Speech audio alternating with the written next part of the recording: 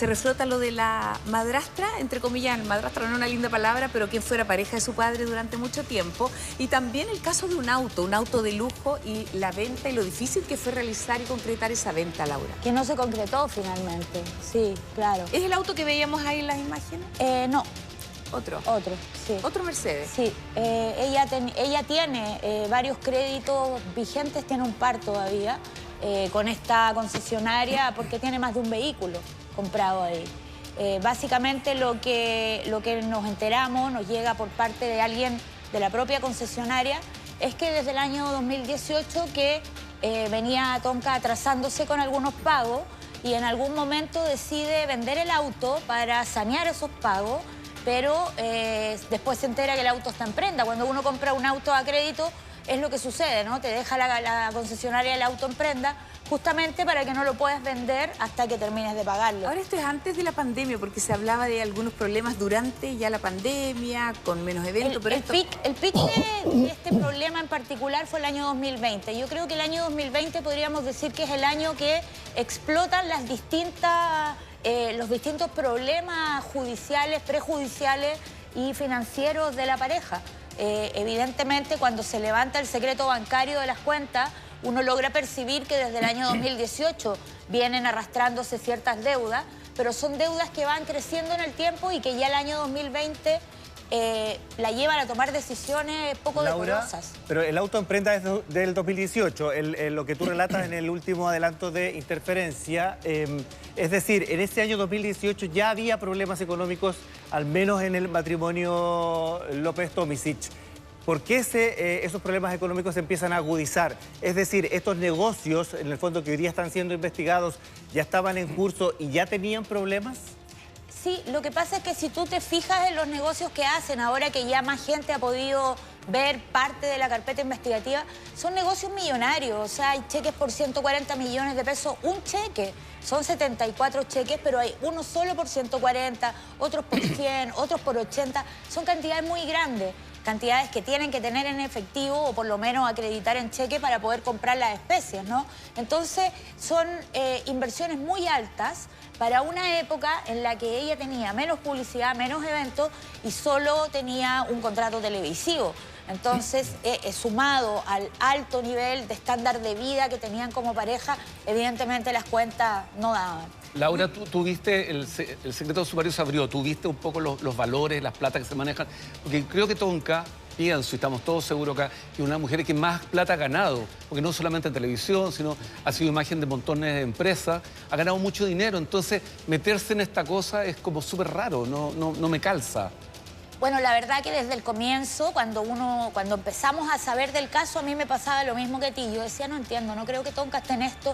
Probablemente le prestó 1 o 2 cheques a su marido y terminó rebotando la situación. Pero en la medida en que tú vas enterándote, o sea, yo he tenido la fortuna de poder escuchar audios, no solamente de leer la carpeta investigativa, y es incomprensible. O sea, el nivel de sueldo mensual que tiene Tonka en relación a cualquiera de nosotros, particularmente yo, que ni siquiera trabajo en televisión, como la mayoría de los chilenos, es incomprensible este nivel de endeudamiento y es incomprensible esta necesidad de adquirir tanta plata. Pero cuando empiezas a revisar los antecedentes te das cuenta que todo indica que no solo sabía, sino que además lo hacía a conciencia. Y mirando hacia atrás, ¿cuándo comienza, tú crees, todo esto? ¿En qué fecha? ¿En qué año más o menos? El año 2017 más. Ahí comienza el 17. Por razones económicas.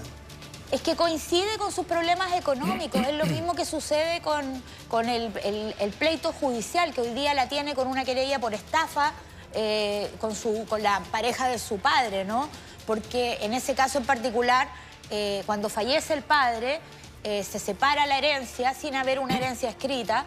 Está determinado cómo se divide una herencia, o sea, cuando no hay testamento. Lo que pasa es que uno puede tener problemas económicos, uno lo puede entender, uno asume que en la televisión se gana mucha plata y a veces no se administra bien, no se malgasta, no sé, bueno, cada uno sabe qué pasa en su cuenta corriente. Pero de ahí a desesperadamente, no tengo idea, no estoy hablando de ella en particular. O sea, voy a poner un ejemplo que es una caricatura, pero el narcotráfico también es muy lucrativo, digamos, y no por eso nosotros somos, la gente que tiene problemas económicos se dedica a traficar droga. Lo que quiero decir es que el tener problemas económicos, que no te cuadre la caja o no generar suficientes recursos como para poder sostener tu modelo de vida, no es una justificación para entrar en una espiral de este tipo. No me hace sentido. Lo mismo creo yo. De hecho, claro, uno hace un relato de línea cronológica y más o menos vas comprendiendo qué la llevó a ella en particular a toda esta accionar posterior. Pero evidentemente, o sea, yo ni en los peores momentos, creo que ninguno de ustedes pensaría ni en traficar relojes, ni en traficar drogas, ni en meterse en cosas ilícitas. Pero Laura... ¿Tú conocías esta parte? La parte de la herencia, sí, efectivamente es un caso que explotó y que se conoció y que se manejó por lo menos como en la prensa de espectáculos se manejó. Y efectivamente estaban los antecedentes, estaba la denuncia. No hubo mayor conocimiento ni mayor detalle de qué fue lo que ocurrió ni cuál fue el seguimiento del caso. Yo traté en aquella oportunidad de conversar con la que fue la pareja de su papá. No tuve la posibilidad de concretar una conversación con ella. ¿Existía una buena relación en la Entiendo familia? Entiendo que no había una buena relación. Siempre muy distante. O sea, en el fondo también, yo creo que ellas tres, Tonka, su hermana y su mamá, siempre fueron muy aclanadas, siempre fueron muy férreas, muy herméticas. Y claro, y la relación con el papá fue distante. No fue descariñada, pero sí fue distante. ¿Qué pasa cuando fallece el papá? Y cuando fallece el papá, claro, está esta herencia, y por lo menos lo que se conoció en aquel entonces, parte de eso viene en este adelanto que entrega Laura. Lo que ellas hacen es, entiendo, crear una sociedad en la cual pudieran las tres manejar la distribución de este dinero en partes iguales. ¿Hasta ahí todo bien? Hasta ahí todo bien. Una de esas cosas que tenían que repartir era precisamente bienes inmuebles.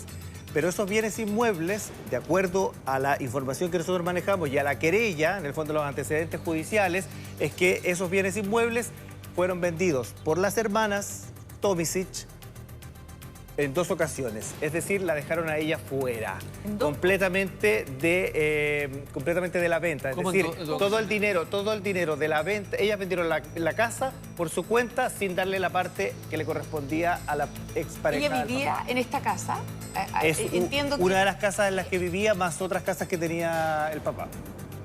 Ese es más o menos el relato. El relato. Sí, lo que pasa es que cuando la mujer del padre de Tonka se empareja con él, compran las propiedades posteriores a su unión a medias. Entonces no existía... Hay patrimonio de ella ahí también. Claro, o sea, no existía una propiedad que fuera 100% del papá, pero ninguna propiedad tampoco era 100% de su pareja.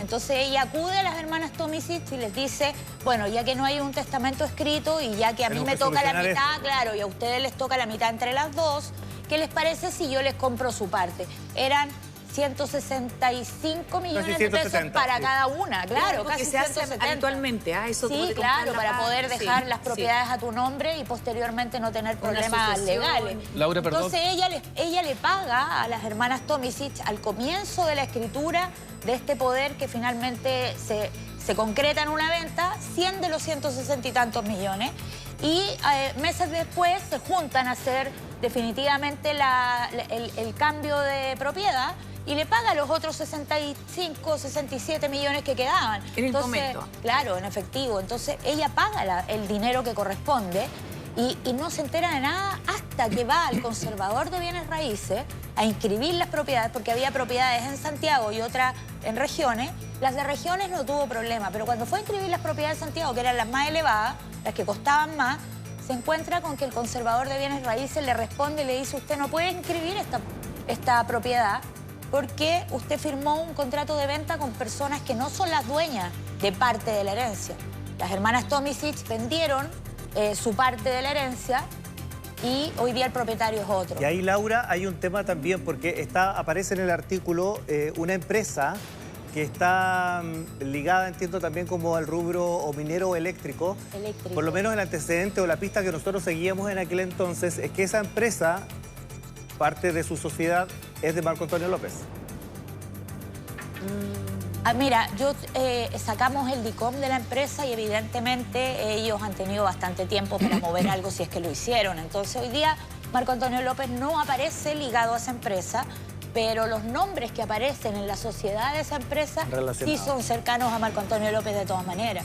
Entonces, en el fondo, acá lo terrible es que, más allá de cómo hicieron este movimiento, es un movimiento que evidentemente se hizo pensando en defraudar, porque tú no puedes venderle una propiedad o parte de una sucesión a una empresa y 2 meses después, porque primero se lo vendieron a la empresa, firmar un convenio de venta que te pagan en la última Perdona, pero parte para entenderlo con tu bien. suegra, o sea... Aquí lo que hubo fue con tu madrastra. la intención clara de engañar a esta señora, es decir, nos sentamos y le dijimos, vamos a crear un contrato, la vamos a engañar, firme aquí, usted confía en nosotros, y en realidad todo esto era una trampa, y en el fondo se quedaron con todos los bienes que estaban aquí en Santiago. Las fechas no se pueden explicar de otra manera, porque si tú me vendes un auto... ¿Te parece si leemos la respuesta Ya. y Andrés y a todos quienes nos están viendo en estos momentos? A la vuelta de esta brevísima pausa comercial estamos con este antecedente y varios otros más que nos están llegando. Además del comunicado de investigaciones, la Policía Civil también emitió un comunicado a propósito de los 6 O funcionarios. sea, eso me involucrados parece en este caso. de lo más grave de todo, digamos. Sigue siendo lo más grave. Ahí también estamos de regreso, no se van.